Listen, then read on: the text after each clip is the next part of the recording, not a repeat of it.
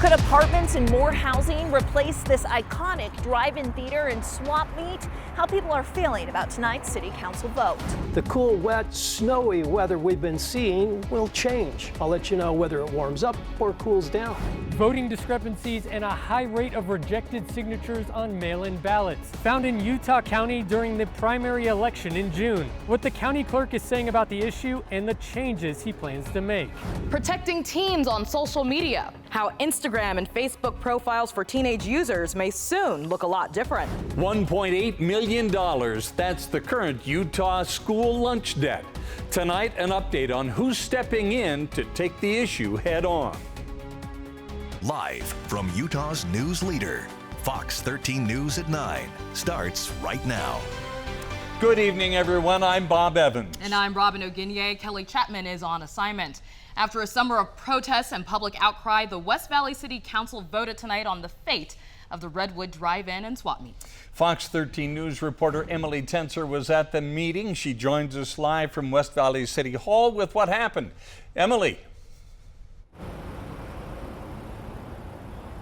Bob, Robin, the council voted to rezone the land, and many shoppers and business owners left tonight angry and on the brink of tears. After over 65 years of drive-in movies and hundreds of local vendors making ends meet, the West Valley City Council decided the Redwood Drive-In and Swap Meet era is over. It is crucial to recognize that this land is not just a piece of real estate. It's a pillar of our community's history, culture, and economy. There was a last-minute protest outside City Hall right before the meeting. Inside, 39 speakers opposed the zoning change. The only person who spoke in favor of the switch, Steve Maddox, president of Edge Homes, the developer who wants to turn the area into 40 condos and 244 townhomes. I am appreciative of your commitment to community, to family, large families. Most of us are working class and we can't even afford what it is that they're trying to build in our neighborhood. It's important to note the city council can only do so much. Tuesday night's vote was about changing the commercial zone to residential. The property owners even sent a letter saying they want to sell the land because the theater and swap meet are not profitable for them. Owners have rights in this country.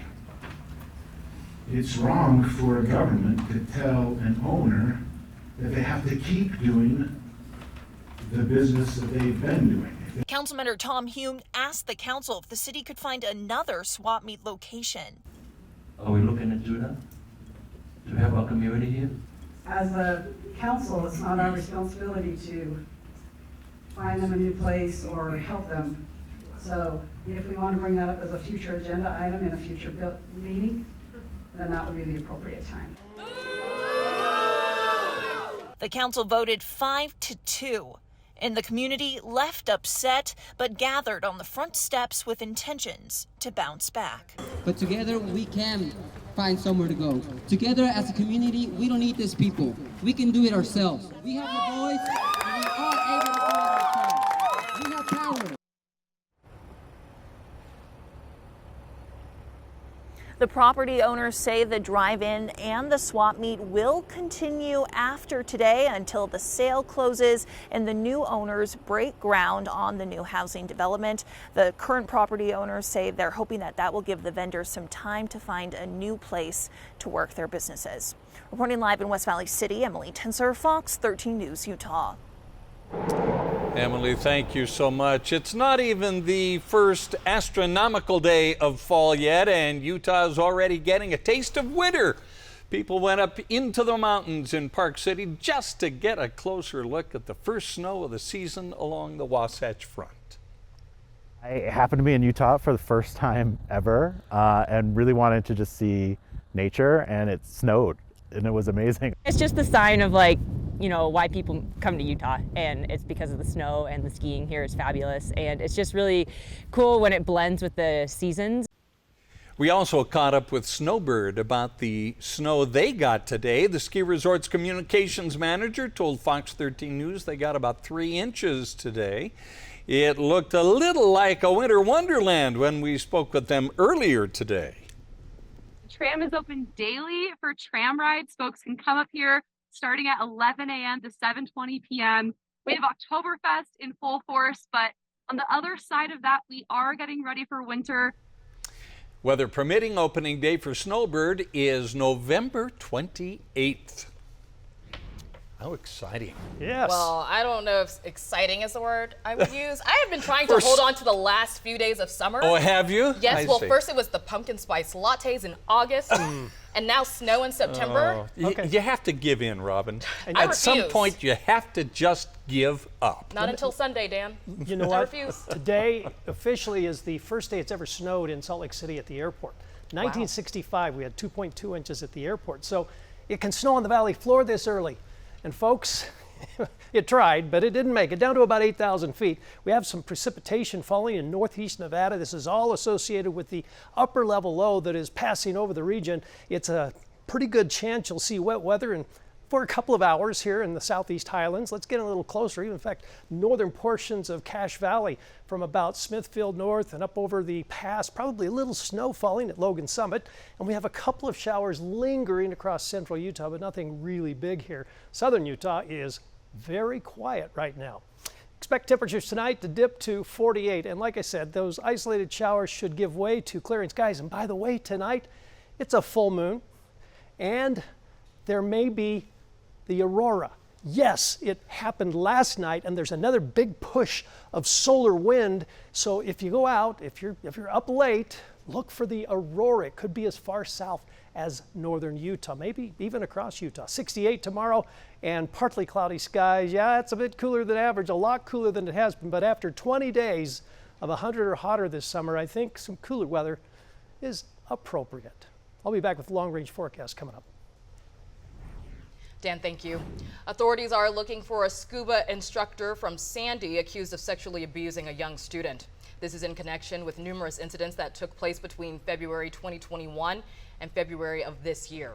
According to court documents, 40-year-old David Budd allegedly sexually assaulted a 10-year-old girl during scuba lessons. Another student saw what was happening, told her parents about it, and that led to police being contacted. There is a warrant out for Budd's arrest. If you see him or know where he is, police want you to call them. An Asian supermarket in Roy is warning customers after multiple skimming devices were found inside the store. The Ocean Mart posted on Facebook that it had originally discovered a device on one of its registers that was able to steal credit card information. That was followed by a second discovery made by a store employee yesterday of another skimming device that stole the information of those who swiped their credit cards instead of inserting a chip. Management was notified and gave the skimmer to police. Ocean Mart is urging customers to check their credit cards for fraudulent use. The lawyer for 3 Americans sentenced to death in Congo on charges of participating in a coup attempt, including 2 Utah men, filed an appeal today. Those Utahns are 21-year-old Marcel Malenga and Tyler Thompson Jr. Advocates for both Malenga and Thompson encourage people to write to Congress to request their assistance in bringing them back home. Both offices of Utah Senators Mike Lee and Mitt Romney say they are working with the State Department on this case. Well, there are fewer than 50 days until Election Day. Are you registered to vote? County clerks around the state are making sure you have everything you need to cast your ballot. They'll begin mailing out ballots on October 15th. They must be postmarked by November 4th, the day before Election Day. The Salt Lake County clerk says there is a lot of interest for people who are voting for the first time. We are so excited to see first-time voters, to see people having that ability to express their voice in their community. That's like Christmas for us. If you haven't had a chance, you can still register. On Election Day, you can even register at the polling location. Make sure to bring 2 forms of identification. We're learning more about the discrepancies found by the Lieutenant Governor's office in an audit of Utah County's primary election back in June. Fox 13 News reporter Chris Arnold spoke with the Utah County Clerk today about the report and what changes are being made. Do you vote in every election? I tried to. Provo resident Lissa Brock did vote in Utah County during the primary election in June. She says it came as a little bit of a surprise to hear there were some vote discrepancies found in the most recent election. But then also, it doesn't seem like the most efficient system. It seems like it could be updated.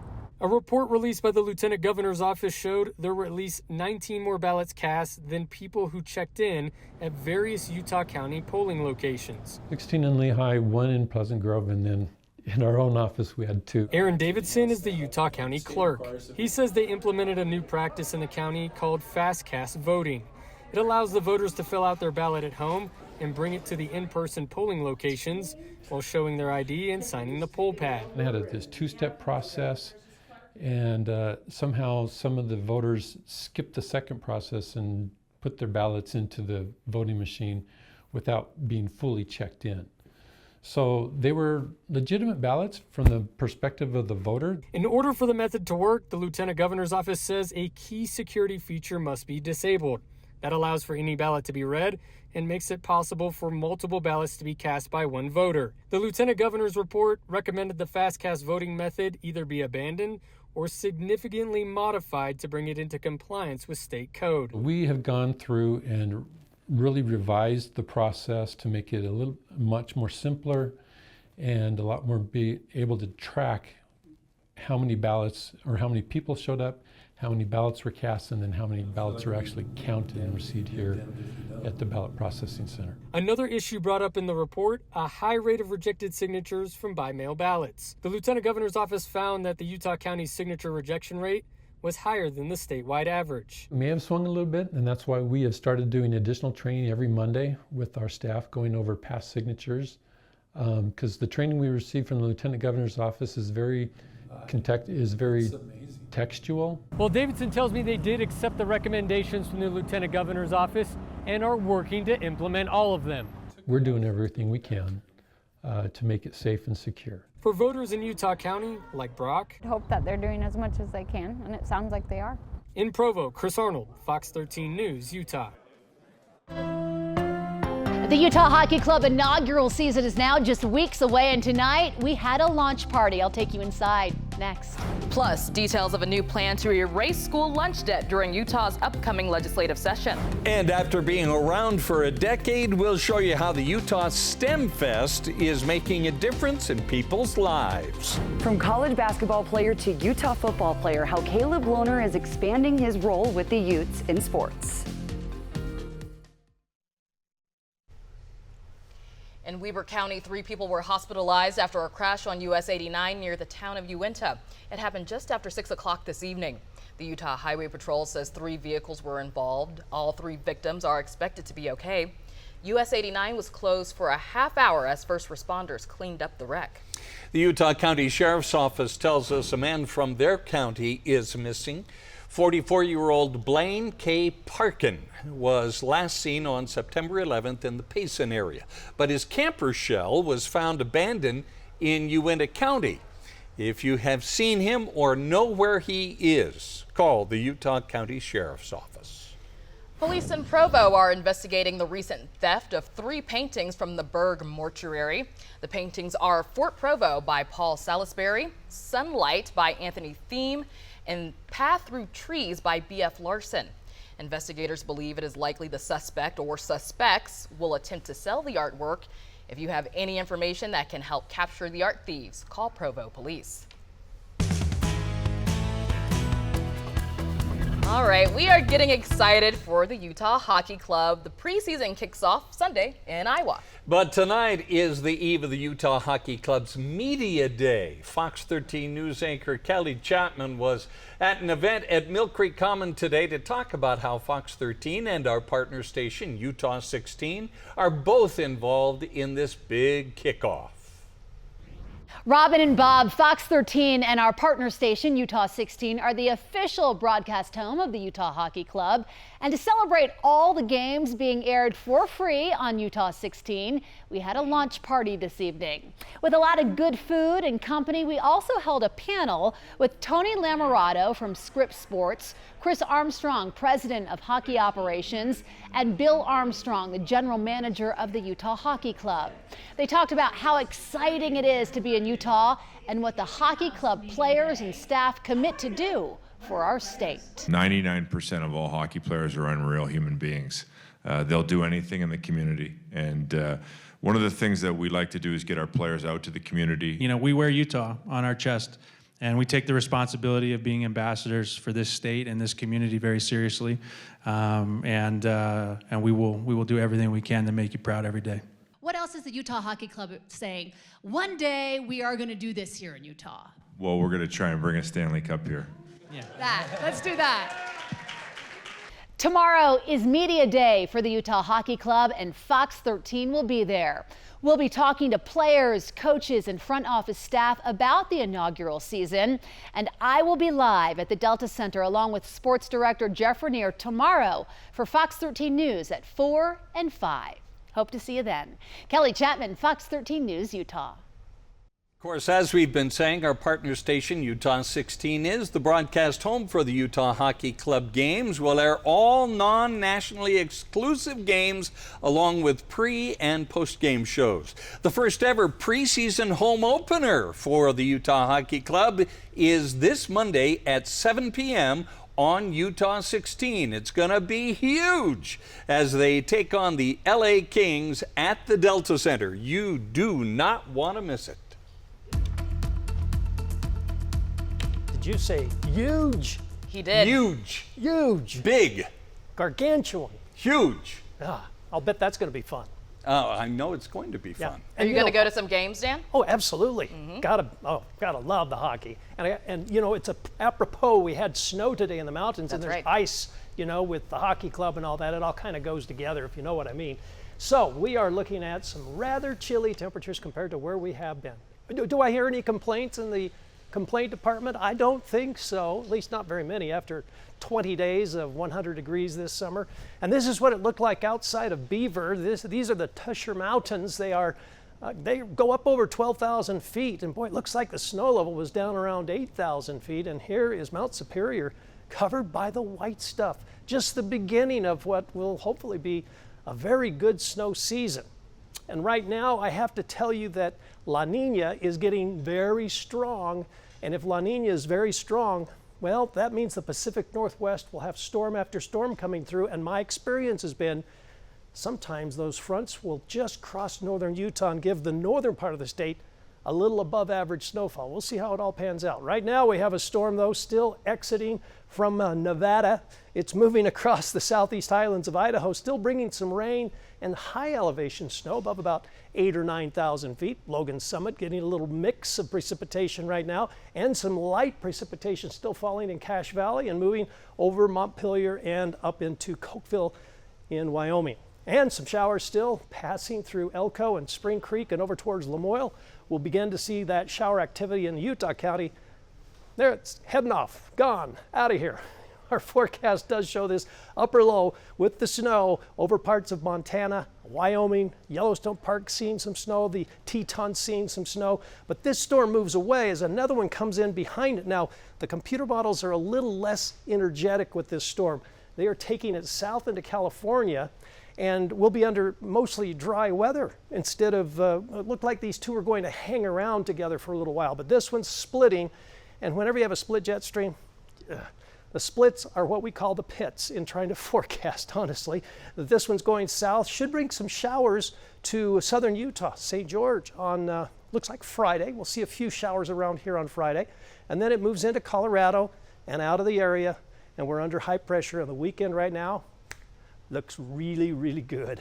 High temperatures for tomorrow are going to be kind of in the upper 60s along the Wasatch Front, about 64 in Logan, in the 50s for Park City, and also for beautiful Evanston, Wyoming. I call it beautiful because I love driving through the Three Sisters and heading over there towards Rock Springs. The Uintas are beautiful as well as you go south. All right, sunshine, 84 in St. George. Then there's that slight chance for a shower or a thunder shower Thursday, possibly Friday. Highs will be around 80 on Friday, and then we're at the 86 to 91 degree range over the weekend, and it's going to be very nice. 68 tomorrow, kind of cool, 49 overnight, 70 on Thursday. Friday, a slight chance, just a very slight chance for a shower. And then Saturday and Sunday, 77, 75, then 77 and 78 as we head into a couple of very nice days over the weekend. So if you're making plans for hiking in the Slot Canyons or going out to Lake Powell to maybe go into some of those special canyons there as well, whatever it is you're planning, the weekend right now looks pretty good.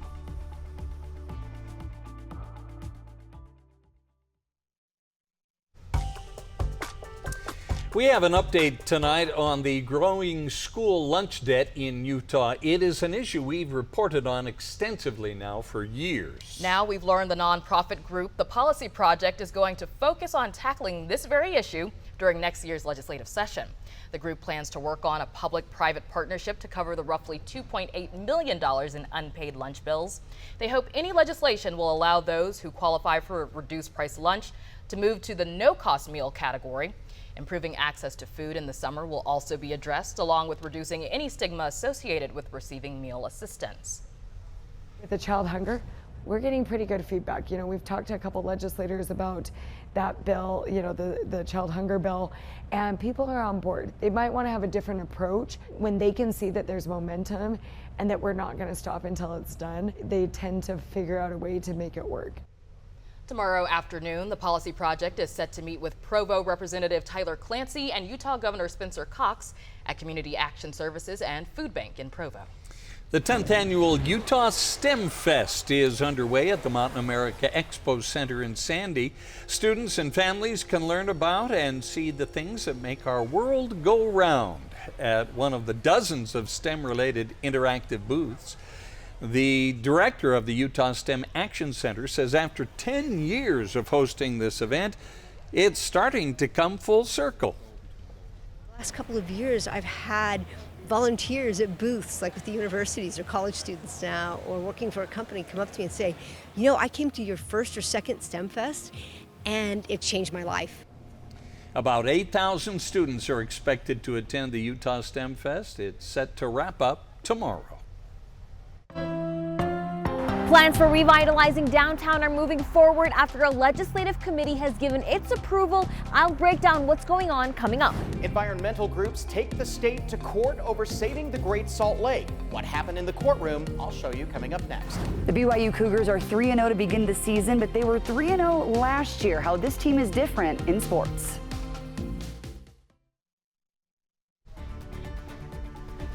It's the end of a long road and the start of an even longer one for the Revitalization Zone Committee. That's the legislative committee created by a bill back in March as part of the plan to lure an NHL team to the state. Fox 13 News reporter Maithili Gooby has the update from the legislature. Look, we're all here for one reason, and that's to ensure the long-term future and viability of our central urban core of the state's central city. Salt Lake City is moving forward with plans to create a sports, entertainment, cultural, and convention district with the Smith Entertainment Group for the Utah Hockey Club after a nod of approval from a legislative committee. Okay, that passed us unanimously. It's before us. This comes after weeks of discussions and negotiations. The Revitalization Zone Committee approved the participation agreement between the city and SCG, which City Council endorsed as well, and the nearly 100-acre project area around the Delta Center to keep the Utah Jazz and the Utah Hockey Club here in downtown. The idea, originally was for this arena to go somewhere else off or outside of Salt Lake City. This desire to keep it downtown was truly a legislative and municipal desire and was not the original desire of the developer or the owner of the team. The committee did add a recommendation with their approval that Abravanel Hall be preserved. Salt Lake County Mayor Jenny Wilson says she is committed to that, but there are renovations that need to be done, which could cost around $200 million.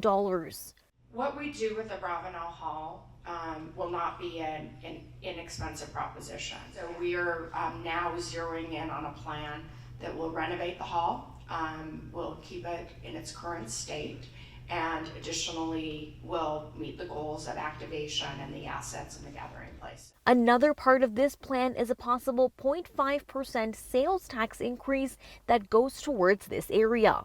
You see a lot of interest in making sure that this isn't viewed necessarily as a subsidy, as some might want to view it. Instead, it's viewed as an investment. Some people raised questions about that process. Shouldn't we both put the tax proposal and the allocation of property to public vote and ensure transparency and allow the community to have a direct say in how financial burdens and the city resources are managed? The state, county, city, and SCG say this has been a collaborative process and the work will continue. And honestly, I think it's a blueprint for things we ought to be doing more of. Now that the Legislative Committee has approved this plan, it goes back to the Salt Lake City Council to vote on the 0.5% sales tax increase by December 31st of this year. On Capitol Hill, I am Maithili Gulbi, Fox 13 News, Utah.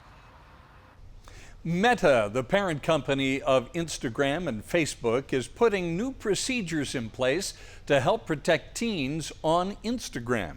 The company announced today it'll automatically place teens into a new type of account that has built-in privacy restrictions and gives parents more control. Teen accounts will only be allowed to be public if a parent is involved and gives permission.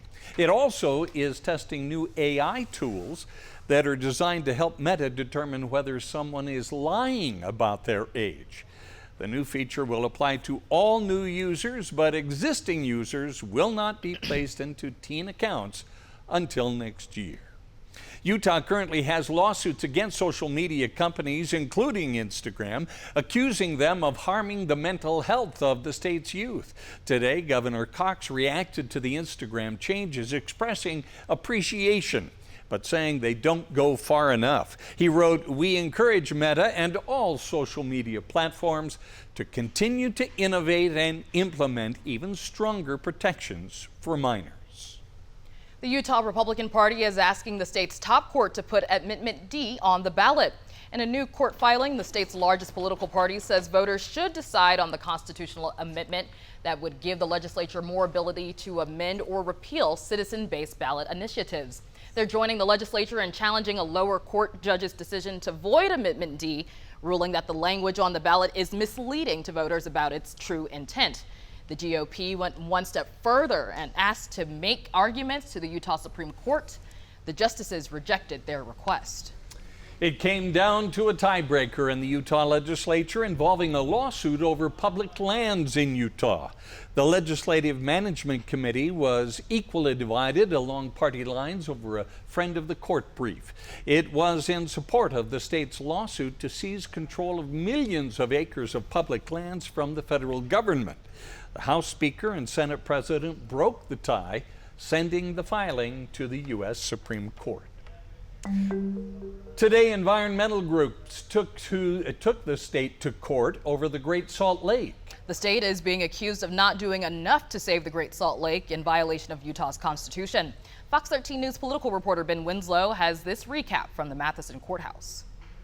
Whether or not the water of the Great Salt Lake is subject to or covered by the public trust doctrine. A judge heard arguments on Tuesday from state agencies, utilities, cities, canal companies, and local water districts. They're asking her to throw out a lawsuit filed by a coalition of environmental groups. The state has not done enough to protect the lake, and even as we're at this hearing today, the lake levels are declining. The Great Salt Lake dropped to its lowest level in recorded history back in 2022 as a result of water diversions, drought, and impacts from climate change. A declining lake presents a threat to public health, wildlife, and Utah's economy, with reduced snowpack, toxic dust storms, and other problems. That triggered this lawsuit. But in court, lawyers for the state argued the public trust doctrine doesn't explicitly cover water. Taking that position to its logical extreme, then the state could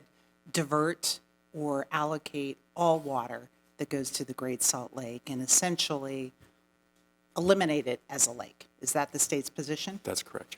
We do have public interest obligations to the lake, and those are mainly in the realm of management objectives. That argument stunned environmentalists suing the state. That seems like a very extreme position to take. The plaintiffs want the judge to set a minimum level of 4,198 feet. That's several feet below where the lake is now.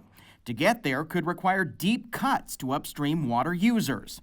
What we have here is a situation where the state has abdicated its trust obligations. The judge signaled she might side with the plaintiffs and declare a breach of the public trust doctrine. The problem with that kind of a ruling is it would necessitate the creation of a super priority, in essence. Well, maybe not. But Judge Laura Scott also signaled she wasn't inclined to order cuts. They certainly have some skepticism about whether this court could wade into issues of determining the lake level. State leaders insist they're trying to save the Great Salt Lake. Political leaders have passed bills and spent more than $1 billion on water conservation. What we heard today is that they've essentially abrogated their responsibility to keep water in the lake, which is in immense disagreement to the majority of Utahns. Judge Scott took the case under advisement with plans to issue a ruling later. Worth pointing out, she is a specially appointed judge tasked with handling complex water law issues in Utah. But ultimately, this case may end up going to the Utah Supreme Court to decide. At the Matheson Courthouse, Ben Winslow, Fox 13 News, Utah. Coming up, the path to the White House heats up as both the Trump and Harris teams continue to hit the campaign trail hard. And the Black Desert PGA Tournament is coming to southern Utah. How it's looking to be a game changer for Washington County.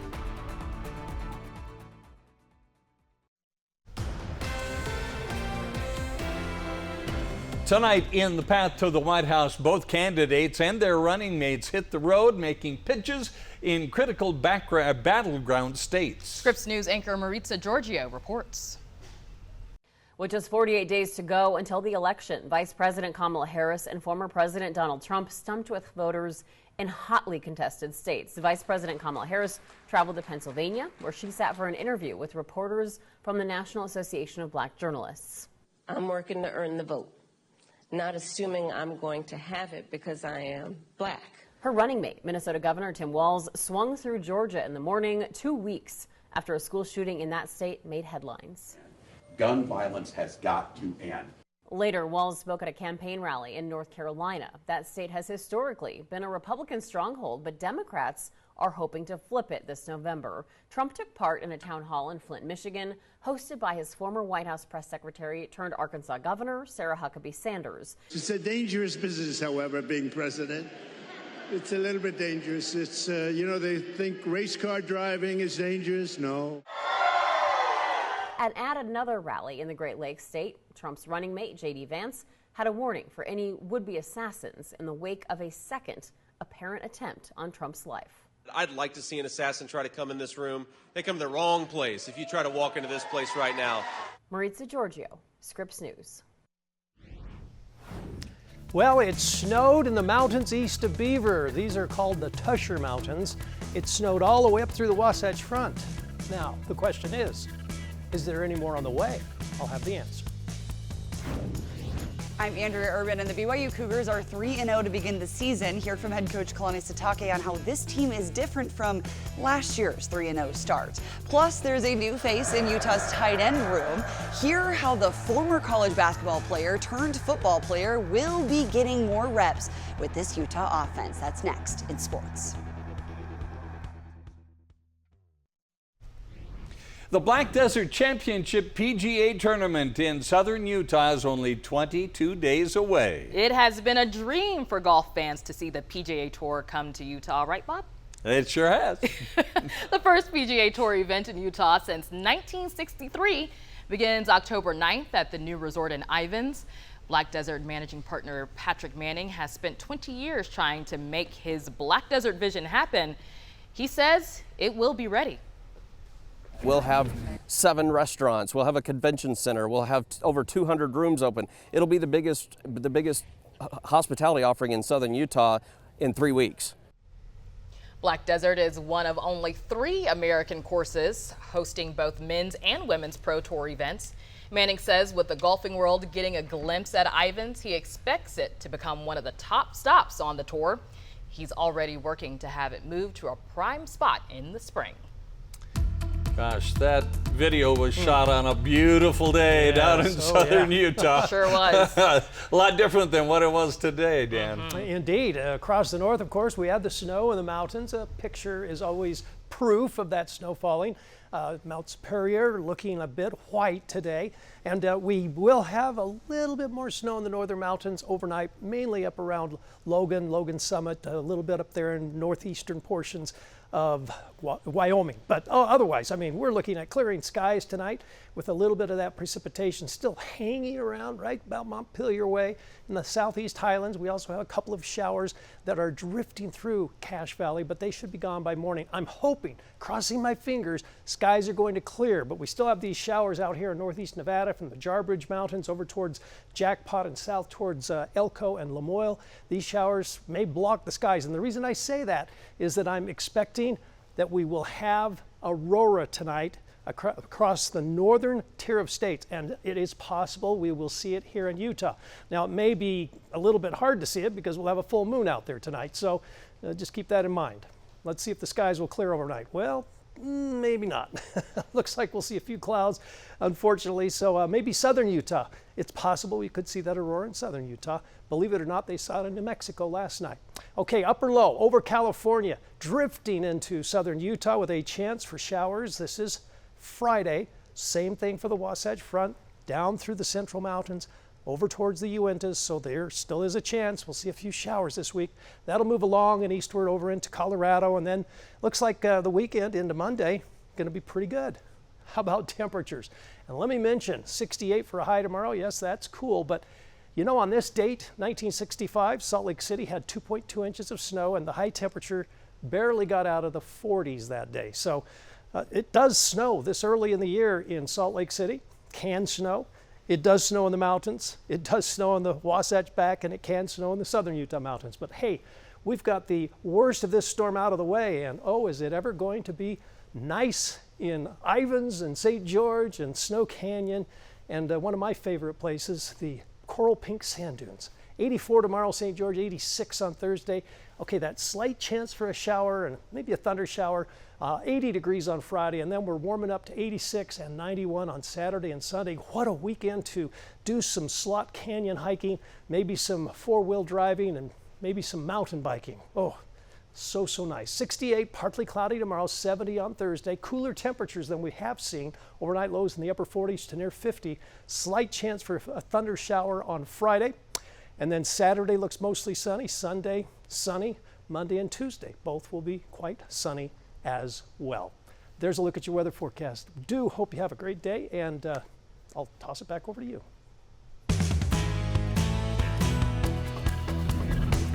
It's Utah's first year in the Big 12, and conference play begins this weekend in Stillwater. The 12th-ranked Utes will face 14th-ranked Oklahoma State. Head coach Kyle Whittingham said that the defensive ends and tight ends are the two position groups with the most depth. So the former college basketball player turned Utah football player Caleb Lohner is a part of that tight end room, where he is not only buying into what the coaches are saying, but he gets to learn from a vet like Brant Kuithe. And according to Coach Witt, we will be seeing more from the 6'7" senior. I think you're going to see him become more and more of a factor offensively as the season wears on. Remember, he's never, well, I wouldn't say never, but he hasn't played much football in his life, and it's been several years since he has. You saw that nice catch, and Isaac threw a great ball, by the way. That's just how you draw that up. Is to throw it up where only he can get it. Which was the result in the game this past weekend, and we're going to try to continue to expand his role and give him more opportunities. And he is really a tough, eager, has great desire to be successful, and so that's a big part of it, and that's why he's off to a good start, is because of his attitude.